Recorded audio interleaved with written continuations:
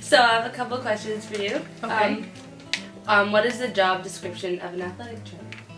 An athletic trainer is a lot of things. One of the basic explanations would be prevention, evaluation, diagnosis, assessment, rehabilitation of athletic injuries. On top of that, we do nutritional things, psychological, strength and conditioning. We do all these different evaluations, and we help out in all these different, multifaceted areas of anything sports or active living related. So not all athletic trainers work in sports, but any individual who's active in their daily life.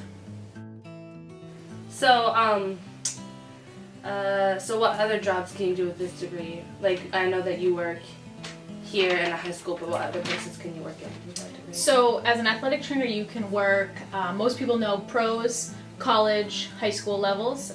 Some middle schools employ athletic trainers. You can also work in corporations, you can work in the military. There is physician extender spots opening up for athletic trainers where they actually work alongside an orthopedic physician. But the growth of the athletic training field is just going exponential at this point. So there's a lot of things that you can do, but you kind of stick around the similar things. You can work in physical therapy clinics, things like that. Nice. So what made you want to become an athletic trainer? I worked with, as an athlete myself, a lot of athletic trainers, and I had quite a few pretty serious injuries. And if it hadn't been for my athletic trainers keeping me on the field, I probably would have missed a lot more competition in games than I did. I kind of looked to them and looked up to them as role models, and they helped me progress my athletic ability and keep on staying on the field and playing and everything like that. And I want to continue that with athletes. So I want to do what they did for me for you guys. That's so kind. You do that. Okay. How did you get a job here at BHS, and when did you start?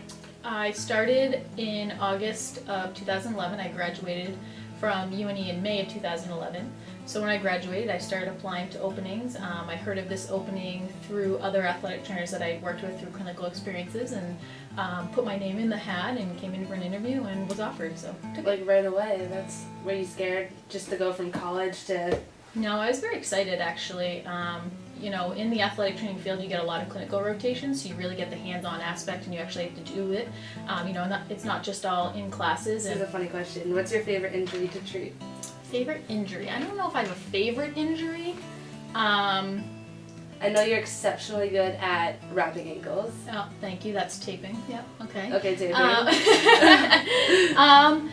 would say I have a favorite injury. I think I have injuries that I excel at. I think the shoulder complex, is one thing I excel at just based on my own history with shoulders. Couple rounds of surgery, PT on and off, stuff like that. I have pretty good knowledge of the anatomy of shoulder complex injuries. Knee injuries are one that we see a lot, ankles, these things we see all the time. I do enjoy kind of the multi-level injuries, not so black and white, the ones you really have to critically think through, and you have to go through multiple steps. From start to finish, the athletic trainer is involved. They're involved from the second they go down on the sideline, on the field, and they're sidelined to the day they get to step back on that field, court, pool, whatever it may be for that athlete. But, the athletic trainer is involved in the entire process. Right. So I enjoy that, and you guys are pretty funny. Yeah. Keep me entertained. Yeah, we are pretty funny. I would say definitely make sure you know what an athletic trainer does, get some observation hours, really research it. It's not the best hours, it's not a 9-to-5 job, Monday through Friday, not at all. Depending on the field you work in, obviously there are clinical settings where it is like that, but if you want this type of setting in the high school, pros, college, things like that, really know what the requirements are, both education and what your commitment's going to be like after. Every athletic trainer everybody who's an athletic trainer is certified and licensed, and you need to maintain that. So you have to do continuing education credits, you have to pay licensing fees and things like that. So it's not just you graduate from college and you're an athletic trainer and you move on and have a great life. You're always evolving, just like the field of medicine is always evolving. And it's tough. The schooling is very, very tough. The programs you have to go through, basically you have to learn anything and everything possible that can happen to the human body in athletics in That's 4 crazy. years.